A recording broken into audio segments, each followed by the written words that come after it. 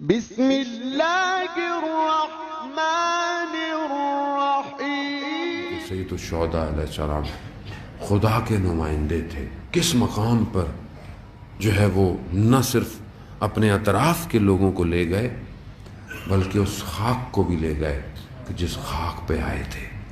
دنیا کی کوئی خاک شفا نہیں سوائے شفائے کربلا۔ خاک شفا وہی ہے۔ ایک شخص کہتا ہے کہ آیت اللہ شمس الدین نے اس کو اپنی کتاب میں بیان کیا کہ کشتی میں سفر کر رہا تھا، کشتی میں سمندر میں طوفان آیا، اس سے تھا کہ کہیں یہ طوفانی لہریں ان کو ڈبا نہ دیں، تو جو ملاح تھا کشتی کا وہ اس شخص کے پاس آیا، جانتا تھا، کہا کہ تمہارے پاس تربت خاک کربلا ہے؟ تربت کربلا ہے؟ کیونکہ اسے پتا تھا کہ یہ عبادت گزار ہے، اس کے پاس ہوگی۔ کہا ہے، کہا تھوڑی سی دو۔ تھوڑی سی لی اور پانی میں ڈال دی۔ وہ جو پانی تلاطم کر رہا تھا وہ ٹھہر گیا۔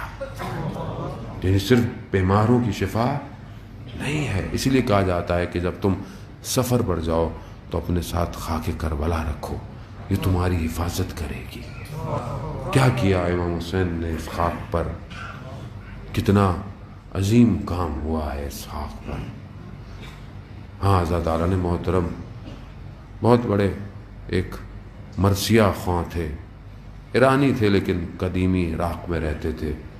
بہت لوگ بلاتے تھے مگر آتے نہیں تھے، تو انہوں نے خواب میں دیکھا سید الشہداء کو۔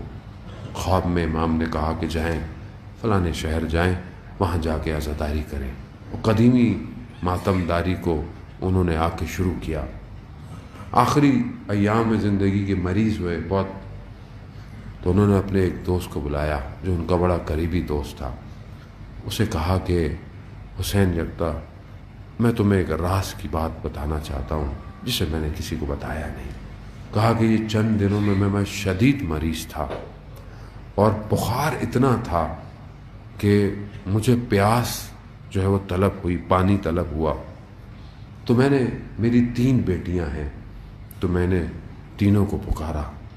کہا ایک ہے رضیہ، ایک ہے مرضیہ، ایک ہے فاطمہ۔ کہا اس بخار میں جب مجھے پیاس شدید لگی تو میں نے کہا رضیہ، تو میں نے دیکھا کہ ایک باحجاب برقع پوش مجلل خاتون تشریف لائی۔ کہتے ان کے حجاب نے مجھے آنکھوں کو اٹھنے نہیں دیا۔ پھر میں نے اپنی بیٹی کو، دوسری کو آواز دی مرضیہ، تو پھر دیکھا یہ خاتون چند قدم اور آگے بڑھی، مگر پھر بھی مجھ سے اٹھا نہیں گیا، کچھ کہا نہیں گیا۔ پھر جب میں نے کہا فاطمہ، تو خاتون اور آگے آئیں، کہا ہم آ گئے ہیں۔ خواب نہیں دیکھ رہے، نیند میں نہیں ہے، اور جب اپنے حواس میں ہے، یعنی اس مقام پہ آدمی پہنچ جاتا ہے۔ کہا بی بی مجھے حیا اجازت نہیں دیتی کہ میں آپ کو کچھ کہوں۔ کہا ساری زندگی تو تم نے ہماری خدمت کی ہے، ہماری نوکری کی ہے، ساری زندگی، یعنی کس کی نوکری؟ ہم مرثیہ خواہ تھے، مصائب پڑھتے تھے ہمارے بیٹے کے، تو ہماری نوکری ہے۔ اب اگر ہماری طرف سے کچھ کرنے کا وقت آیا ہے، کہا پانی چاہیے؟ کہا ہاں بی بی پانی چاہیے۔ کہا انہوں نے مجھے ایک پانی کا گلاس دیا، اور ایسا پانی جسے میں نے کبھی پیا ہی نہیں تھا۔ جیسے ہی پانی میرے ہاتھ میں آیا تو کیونکہ بچپن سے عادت تھی پانی کو دیکھ کر، صلی اللہ علیہ یا ابا عبداللہ، کہا جیسے یہ جملے نکلے بی بی نے گریہ شروع کر دیا۔ اللہ، وہ ماں جس نے چکیاں پیس کے پالا ہو، وہ جو ہر گھر گلی آتی ہو عزاداروں کے آنسوؤں کو جمع کرنے، کہا گریہ شروع کر دیا۔ بی بی نے کہا آج مرزوق مصائب نہیں پڑھو گے ہمارے لیے؟ کہا بی بی مرض بہت زیادہ ہے، ڈاکٹروں نے منع کیا ہے پڑھنے سے، لیکن آپ کی خاطر پڑھ دیتا ہوں۔ بی بی کون سے مصائب پڑھو؟ اللہ، کون سے مصائب پڑھو؟ اللہ۔ بی بی نے بھی اپنے بیٹے کے بڑے عجیب سے غم کا اظہار کیا۔ کہا علی اصغر کے مصائب، ماں تھی. ماں جانتی ہے نا بیٹے کا غم، پھر بیٹے کو بیٹے کا غم. آزاداران محترم، علی اصغر باب الحوائج ہے. بڑے بڑے علماء عرفاء کہتے ہیں کہ ہمیں جب بھی مشکل ہوتی تھی نا تو ہم کربلا کے سب سے چھوٹے شہید سے متصل ہوتے ہیں. یہ سارے دروازے کھولتا ہے، یہ ساری حاجتوں کو پورا کرتا ہے. ہاں، کیا کیا اس بچے نے کہ یہ باب الحوائج ہو گیا. جب میرے مولا نے اس وقت کہ جب کوئی نہیں رہا کہا کہ ہے کوئی میری مدد کرنے والا، دیکھا تو خیموں میں کورام مچ گیا. خیموں میں جب کورام مچا، صدا آئی تو مولا آئے. کہا میں نے آپ کو کہا تھا بہن جب تک میں زندہ ہوں خیموں کی آوازیں باہر نہ آئیں.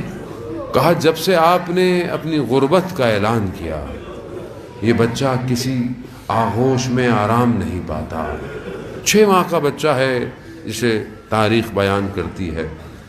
اب 6 ماہ کا بچہ تو اپنی ماں کی آغوش میں آرام پاتا ہے، لیکن کتنا بے چین ہے جیسے امام حسین کی آغوش میں آیا بچے کو آرام آ گیا.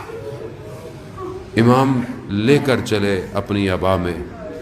دشمن سمجھے کہ امام قرآن لا رہے ہیں، لیکن قرآن نہیں تھا، قرآن کا چھوٹا سورہ ضرور تھا. امام نے بڑی بلندی پہ جا کر کہا کہ اگر تمہیں مجھ پہ رحم نہیں تو اس پہ تو رحم کرو. ہاں آزادہ جب بچے کو دیکھا تو دشمن کی فوج میں بھی کورام مچ گیا. بہرحال منہ ادھر کر کر کہتے ہیں کہ گریہ کرنے لگے، لیکن اس لعین نے کہا کہ اگر یہی معاملہ رہا تو ہم جنگ ہار جائیں گے. کیا کہا؟ حرملا اس چھوٹے سے سورے کو خاموش کرو. امام اس پھول کو لائے تھے جو مرجھایا ہوا تھا، اس کو آبیاری، اس کو پانی دے کر اسے کھلانا چاہتے تھے، لیکن وہ کھلا. جب تیر آیا نا 3 پھل کا اور آ کر حضرت علی اصغر کی گردن پر لگا تو مقتل کہتا ہے علی اصغر پلٹ گئے. اس حالت کو اپنے بابا کو دکھانا نہیں چاہتے تھے. ہاں مقتل اور بھی جملہ سخت استعمال کرتا ہے. عزاداران محترم کیا کہتا ہے کہ مقتل یہ نہیں کہتا کہ علی اکبر کو تیر نے ذبح کیا، نہیں، تیر نے آ کر علی اکبر کی گردن کو نہر کیا جیسے اونٹ کو کیا جاتا ہے. علی اکبر اسی مسکراہٹ کے ساتھ رہ گئے. اس خون کو میرے مولا نے اٹھایا، نہ آسمان لیتا تھا نہ زمین لیتی تھی، اپنے محاسن پر لگایا. ہاں عزاداران محترم، ارے وہ حسین جو صبح سے جنازوں کو لا رہا تھا، لا کر نہ جانے اس جنازے میں ایسا کیا تھا جو بھاری ہو گیا. ایک قدم آگے ہے، ایک قدم پیچھے. انا للہ و انا الیہ راجعون. ہاں عزاداران محترم، مقتل مختلف چیزوں کو بیان کرتا ہے. بعض کہتے ہیں کہ یہ جنازہ خیمے نہیں گیا، بعض کہتے ہیں کہ نہیں گیا مگر تحمل نہ ہو پایا، جلد امام نے واپس لیا کیونکہ ایک ماں تھی جو اس کو دیکھ کر ختم ہو جاتی. اب جب یہ لیا تو میرے مولا نے خیموں کے پیچھے رخ کیا، اپنی تلوار سے ایک چھوٹی سی قبر بنائی ہے، اس قبر کے اندر علی اصغر کو دفنایا. کہتے ہیں کہ امام سے اٹھا نہیں گیا، آواز آئی حسین اب اٹھ جاؤ. اس خاک کو جھاڑ کر حسین اٹھے. ہاں میں نہیں جانتا مقتل خاموش ہے کہ کیوں میرے مولا نے خیموں کے پیچھے دفنایا تھا. شاید یہ وجہ ہو کہ عصر عاشورہ جب نیزوں سے مارا جائے گا تو یہ رباب کا لال